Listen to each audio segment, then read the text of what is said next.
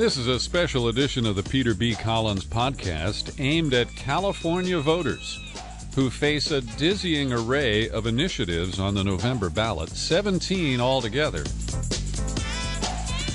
And many listeners and some of my friends have asked me to share my views on the ballot measures before the voters in California this year. And I'll do that with one provision. And that is, I try very hard, and I've been doing radio and podcasting for over 40 years. I try to never cross the line in appearing to tell people how to vote. And so, as we go through these ballot measures, I'm going to give you my views, my opinion, and in most cases, I will tell you how I plan to vote. But I respect you and your intelligence, and I hope that this is just part of the research that you are doing to prepare before you vote at home or at the polls on November 8th. And just to get us all greased up and ready to face the initiative process, which is driven by big money special interests and often is a reflection of the failure of the California legislature to do its job, I dug into the Peter B. Collins tax-deductible music archives, and this gem, if I do say so myself, from the 1992 initiative process. Most of it is still relevant today. The following is paid propaganda from the Committee to Vote Yes on No, with major funding from whining fat cats, trust fund yuppies, and PR firms with very flexible ethics. If you're like me, you're tired of being blasted on the radio and the TV with heavy-handed, one-sided political commercials. Our committee is sponsoring a write-in ballot proposition for this November's election that'll let you say no to agitprop from big oil, big booze, big business, and big mouth political consultants. It's Proposition Zero, the proposition to end all future propositions.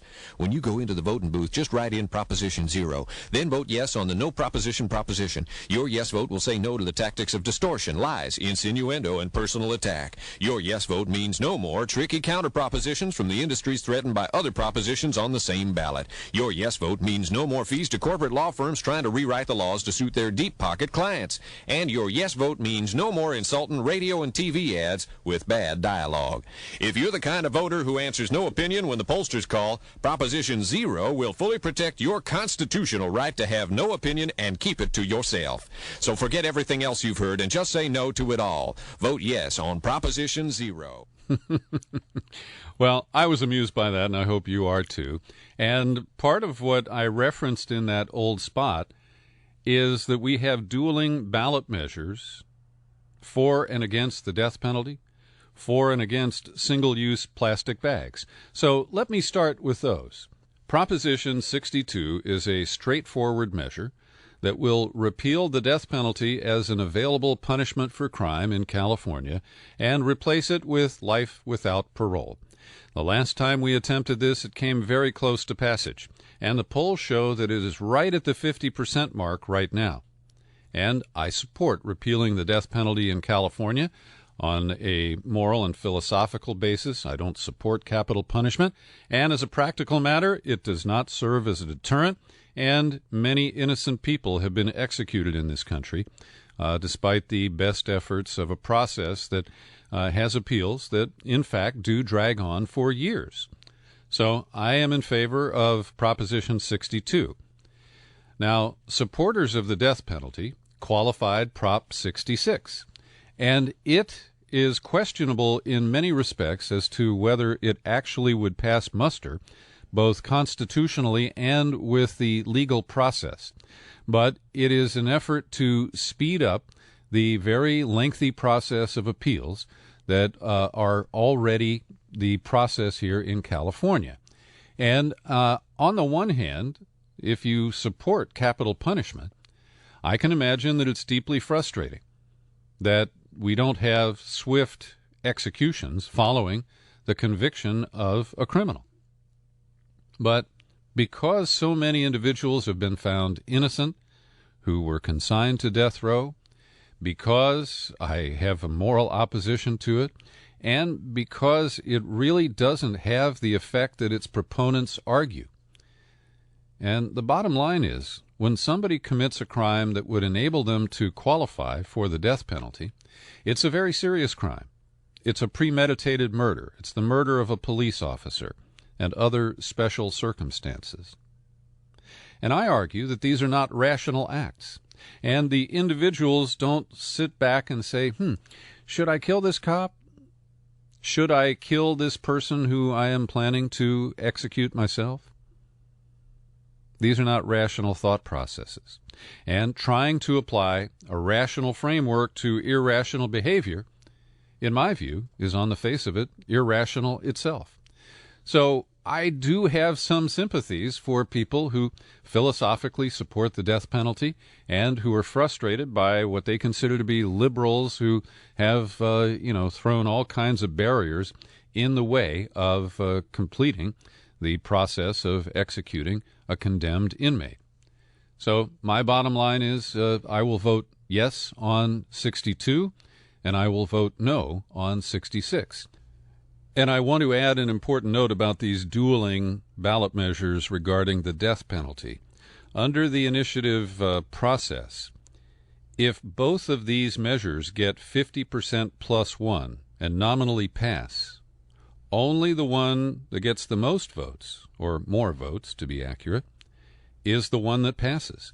So despite the fact that the last attempt to repeal the death penalty came up just a little short, if it gets over 50% this time, it still could be defeated if Prop 66 gets a higher percentage of the vote.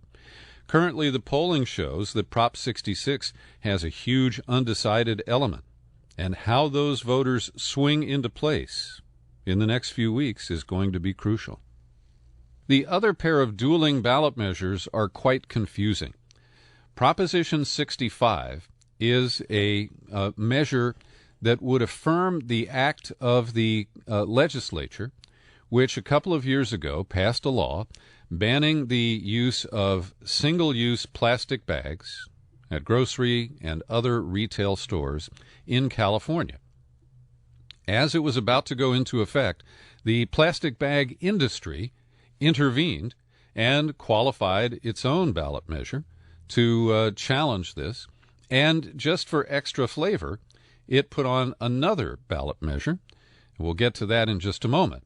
So I want to be very clear. If you vote yes on Proposition 65, you are doing the bidding of the plastic bag industry.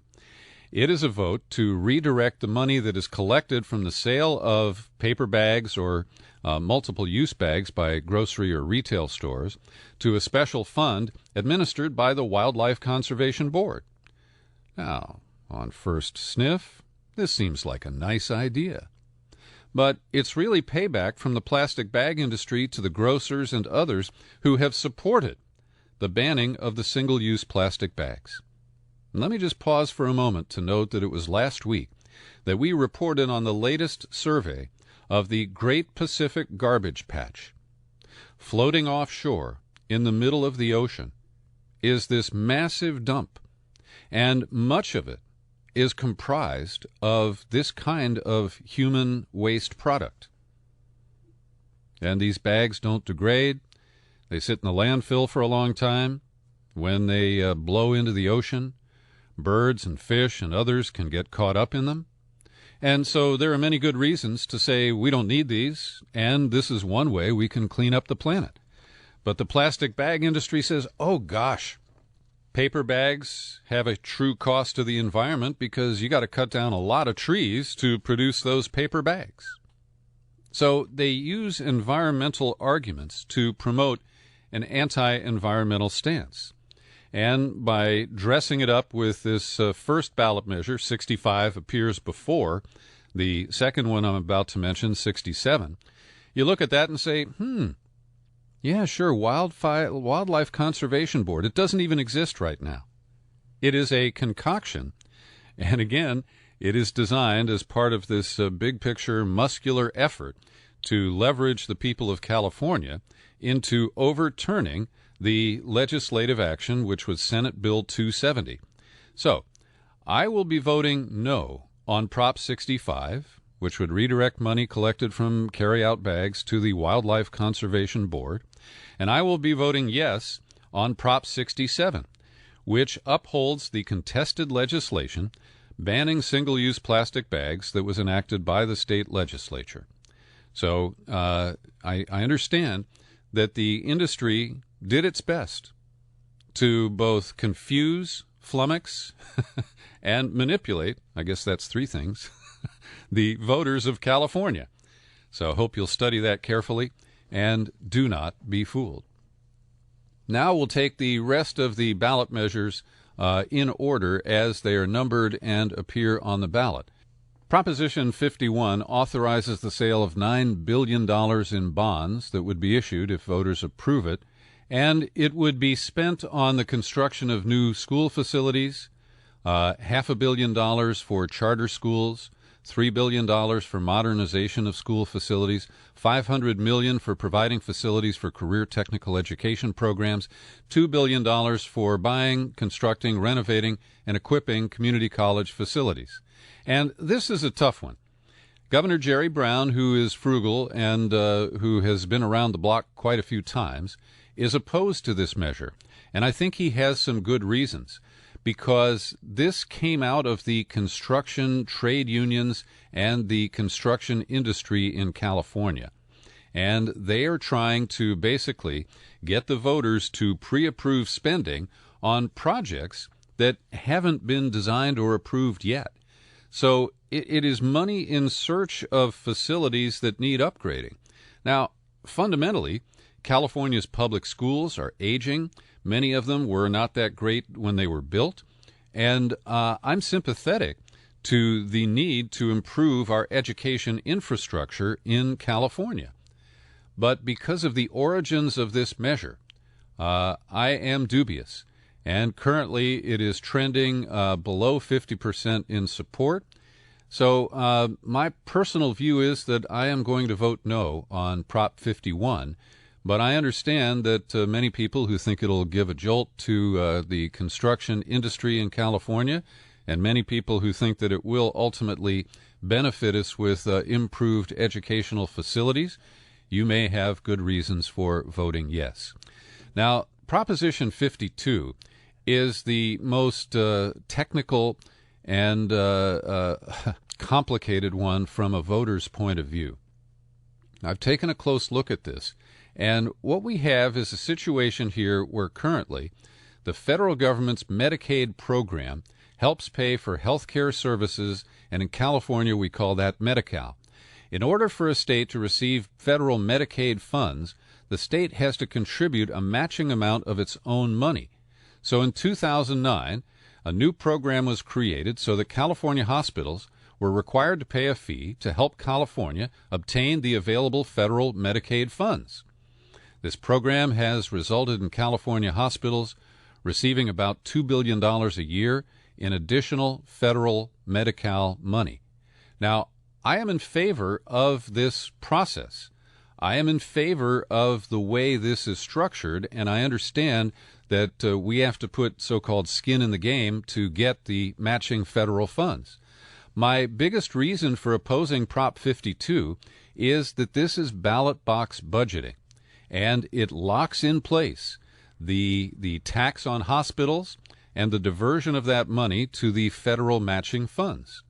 And my concern is that we may see changes in federal health care structure, and if my dreams come true and someday we move to a single-payer plan, I think that this could become a boondoggle.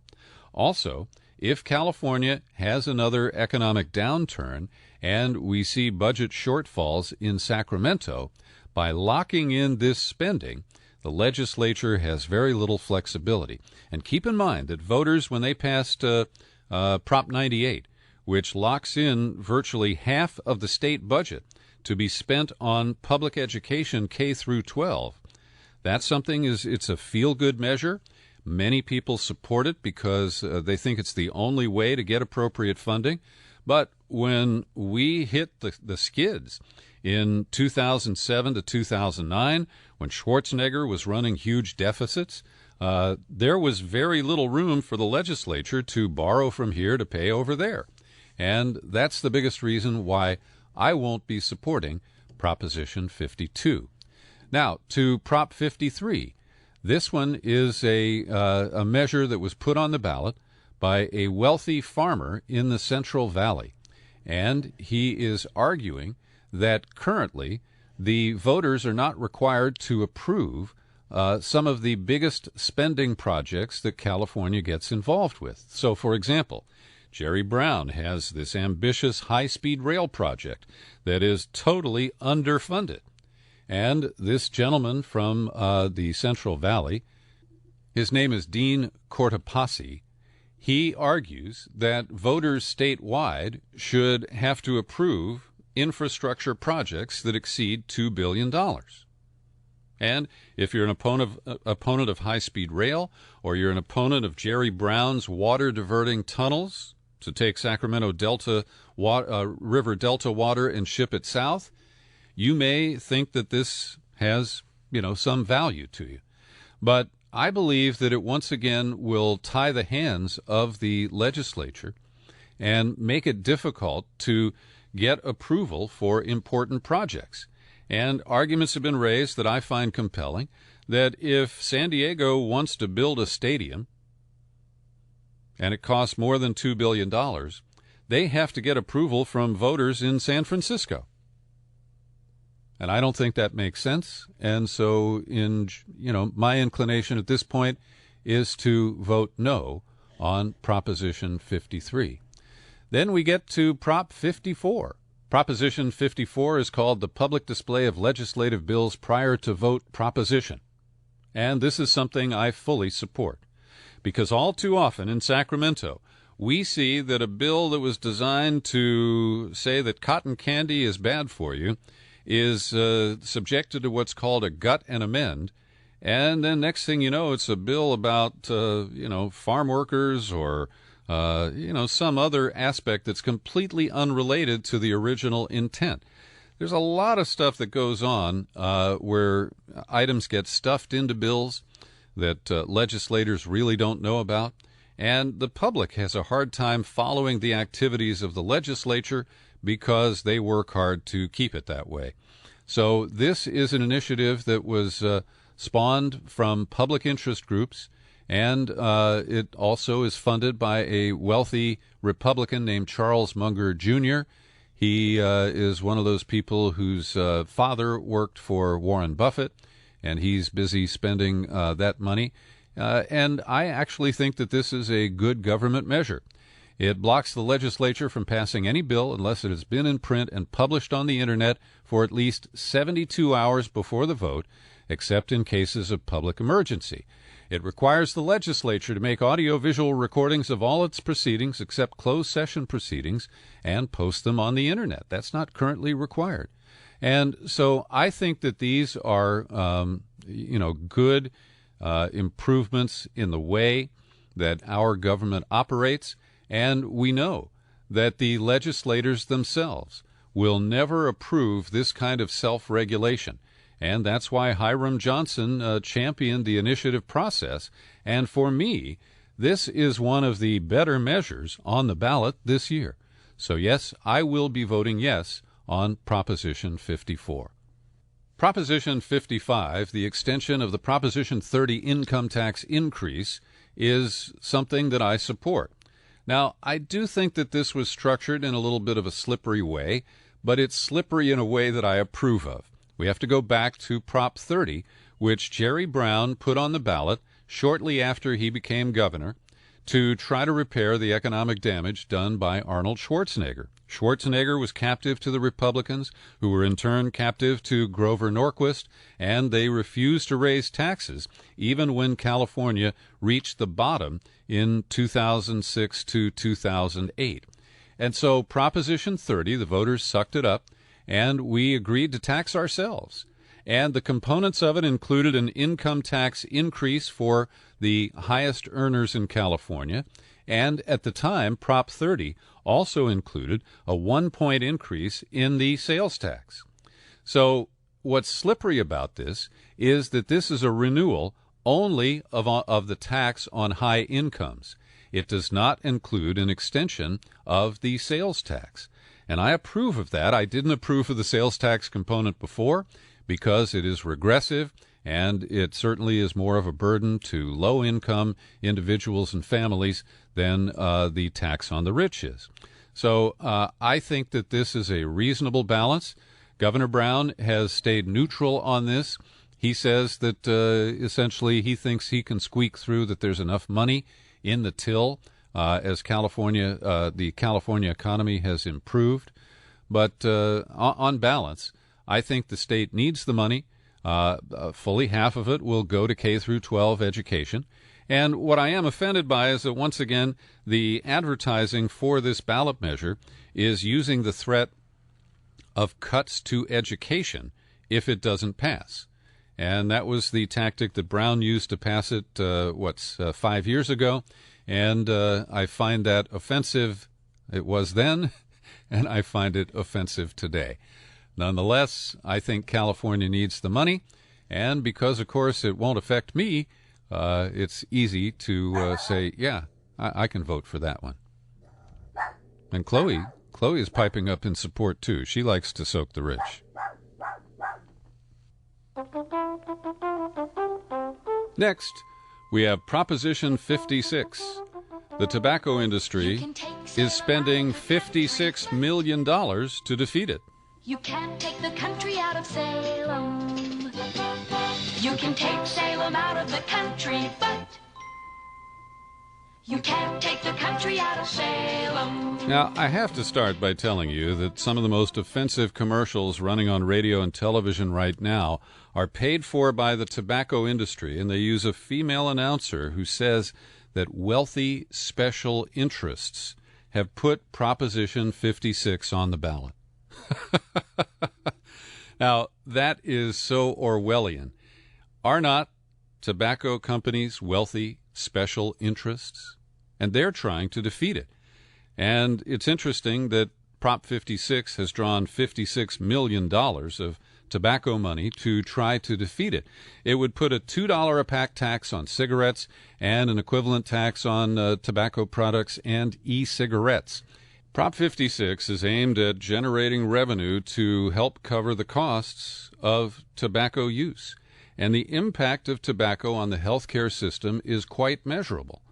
So from $1 generated, 10 cents goes into the general fund, a quarter goes toward tobacco prevention, healthcare services for low-income people, and environmental protection. 2 cents goes toward breast cancer screening and research, and 50 cents goes toward early childhood development programs, and this is to help recover the damage from this tax to the previous tobacco tax that Rob Reiner passed back in 1998. That was Proposition 10. So this overall, I think, is a well-balanced use of the money, and I think that it may provide the incentive for many people to stop smoking. After all, studies have shown that the more you raise the price, the less people will smoke, and in particular, younger people are less likely to pick up a habit like that if it is extremely expensive. Now, I recognize the arguments that this inhibits free choice, that this is a legal product, and that we have demonized the people who use it every way possible. But I think it is a balanced way of covering the costs that are incurred because some people choose to smoke. And I think that it is a way that is likely to pass, despite the fact that the tobacco industry has spent tons of money with misleading ads trying to persuade voters that it's not a good idea. Next, we get to Proposition 57. And Governor Brown, to his credit, put this on the ballot, and he did it at the last minute, had to go all the way to the state Supreme Court to get it put on the ballot. It supports increasing parole and good behavior opportunities for felons convicted of nonviolent crimes, and it allows judges, not prosecutors, to decide whether to try juveniles as adults in court.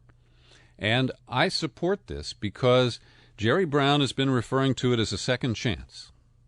People's attitudes toward crime and punishment have changed, and many people understand that we have over-incarcerated, that we have sentenced people to long stretches for minor crimes, and this is an effort to undo that damage. And Jerry Brown helped cause this damage because in 1977, when he was governor the first time, He signed into law the so-called Determinate Sentencing Act, and that made the parole board irrelevant in many cases. And so it limited the ability of the prison system to reward good behavior. It limited the ability of judges to give sentences that were appropriate for the crime before the court. And I think that this is a very intelligent measure, and I'm glad that the governor has not only put it on the ballot, but he has been actively campaigning for it, even as he basically takes a pass on most of these other 17 measures on the ballot this year. So I will be voting yes on Prop 57. Next up, we look at California Proposition 58, the California Non-English Languages Allowed in Public Education Act.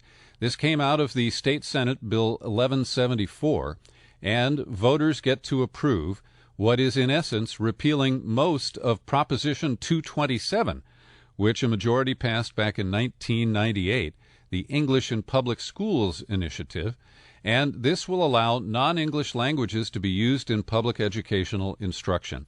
I support this because I think these decisions should be made either at the classroom level, the school level, or at most at the school district level.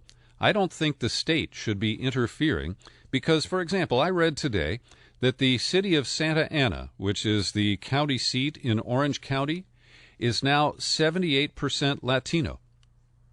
And I don't think that white guys in Sacramento should be telling the people of Orange County what languages should be taught in the schools in Latino majority Santa Ana. So I am in favor of Proposition 58. In full disclosure, I opposed Proposition 227 when it was on the ballot back in 1998. So take a close look at that one and see how you think you ought to vote. Proposition 59 was supposed to be on the ballot earlier, but it was bounced by the state Supreme Court. It is merely an advisory measure, and it's called the California Overturn of Citizens United Act Advisory Question. And this is simply a measure where voters can urge our political leaders to repeal or to reform the underlying laws that were changed by the Supreme Court decision in Citizens United, notably that corporations are people, therefore corporations can contribute directly to candidate campaigns. And this is something that I fully support, and I think most of the people who listen to me and follow me understand the corrosive nature of the Citizens United decision. Now, I want to just add one parenthetical comment here, and that is in the current campaign, Hillary Clinton says that she will work to either appoint a Supreme Court justice who would vote to overturn Citizens United or would work for a constitutional amendment to correct it. And let's be fair, the Clinton campaign is taking in more dark money, and I don't know about exactly how much direct corporate money is going into either campaign, but to date, we really haven't seen corporations in any significant way take direct advantage of the Citizens United decision that allows direct corporate contributions into candidate campaigns. So, I think that's important context for this matter. And again, this is only an advisory ballot measure that allows voters to express their position, but it will not change the law in any way, shape, or form. Proposition 60 really comes down to whether you believe in individual choice and liberty. It is the Condoms in Pornographic Films initiative, and it requires the adult film producers to provide condoms and ensure that male performers use them during performances in which they actually engage in vaginal or anal penetration by a penis. Now, that may be language that's a little too graphic for most people when they're looking at a voter initiative or a ballot measure. But this, again, is a tough call because as a matter of public health, we would want to protect these individuals from transmittable diseases. And just like we require hairnets and rubber gloves of people who handle our food, I can understand that people believe that there is a public health concern and that voters should make this decision about whether an actual, sex film star or performer should be protected in this manner. But I guess my bottom line is that these are consenting adults. And people who choose to make a porn film, people who want to be paid to have sex, I think it's really their choice.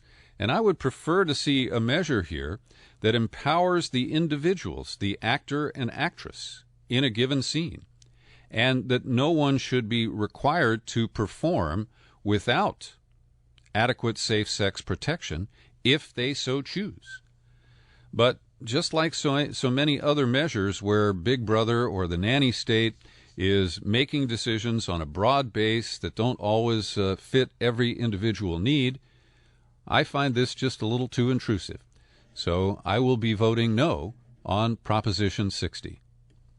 Proposition 61 is called the Drug Price Standards Initiative, and if you vote yes, you are supporting the regulation of drug prices by requiring state agencies to pay the same prices that the U.S. Department of Veterans Affairs pays for prescription drugs. Now, this is a little complicated, and I want to be clear that there may be unintended consequences of Prop 61 if it passes. But we are saddled with the legacy of the Bush-era expansion of Medicare prescription benefits without negotiation with the drug companies, and the provisions in Obamacare that prevent negotiations for mass discounts with the pharmaceutical companies for drugs that are paid for by the Affordable Care Act. And these are glaring errors that should have been fixed already. But the Congress is bought and paid for by the pharmaceutical industry, and they're not willing to take them on and make this change. And so we have massive profiteering from the most vulnerable people in our country, those who are sick and maybe are taking drugs to prevent themselves from dying. And so I think this initiative is a creative approach to try to force negotiation with the big drug manufacturers. The unintended consequence could be that if California takes this step, then the drug makers may play games with the Department of Veterans Affairs so that those prescription drug prices go up in a way to avoid giving discounts here in California. Now, that's a little convoluted, but it is possible. Nonetheless, I'm willing to take the risk and subject the drug industry to the kind of litigation it would take to overcome objections to efforts to game this system. And I think that it would be a first step. It doesn't apply to all drugs purchased in California, only those that are purchased by state agencies. And so essentially, it requires that Medi-Cal drugs be priced at the same level as the VA drugs are. And again, I can't predict what unintended consequences might come from this, but as it is written, I will be voting yes on Proposition 61. Just so you don't get confused about the chronological order, we covered Prop 62, the repeal of the death penalty, paired up with the Prop 66, speed up the death penalty ballot measure at the very top of this podcast. Moving now to Prop 63, this was championed by Lieutenant Governor Gavin Newsom, and it would support prohibiting the possession of large-capacity ammunition magazines and requiring individuals to pass a background check in order to purchase ammunition.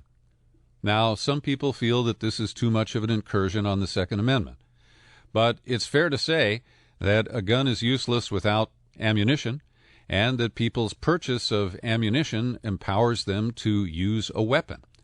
So I think it's logical. I'm sure that many people bristle at this kind of a restriction on your ability to buy ammo, presuming that you qualified and passed a background check in order to buy your gun.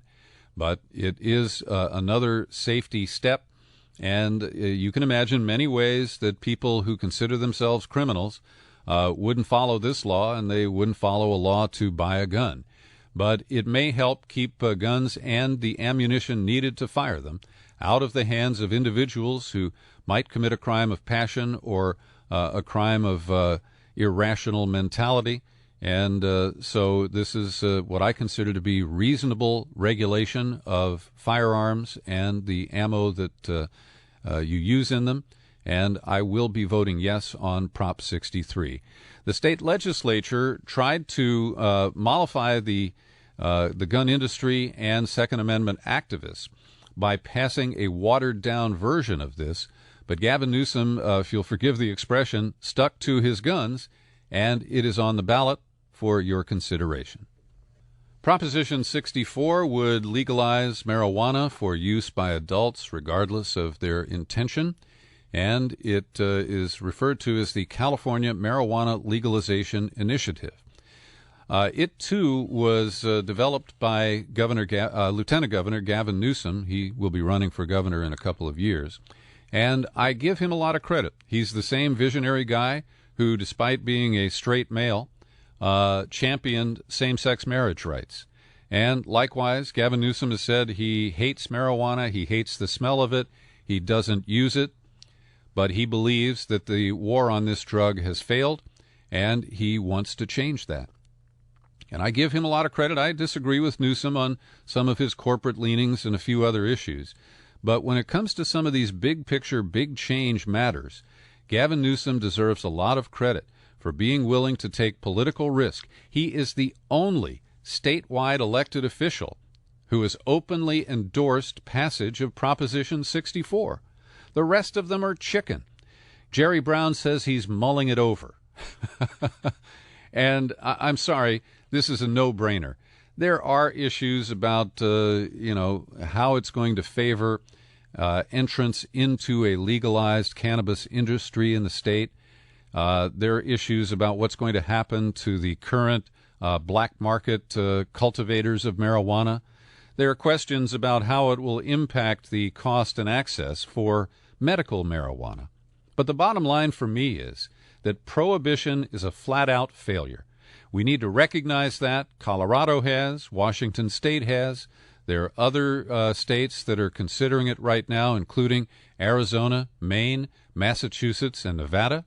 And I believe that this is the time for Californians to legalize the adult use of marijuana, and I will be voting yes on Proposition 64. And to round out the 17 dizzying ballot measures that voters in California face on November 8th, or maybe when you vote at home and mail it in, Prop 65 we talked about.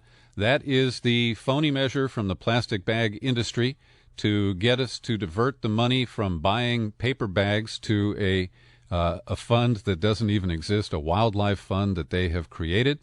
Prop 66 we covered at the outset. That is the effort to speed up the death penalty process here in California.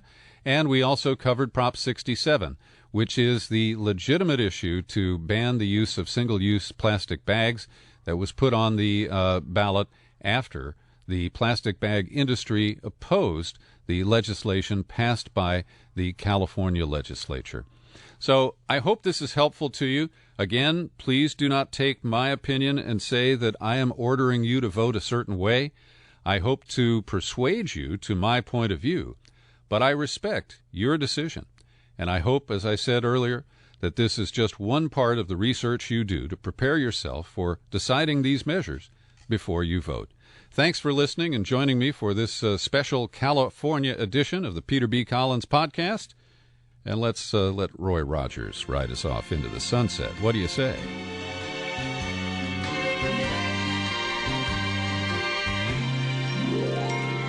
Happy trails to you until we meet again. Happy trails to you. Keep smiling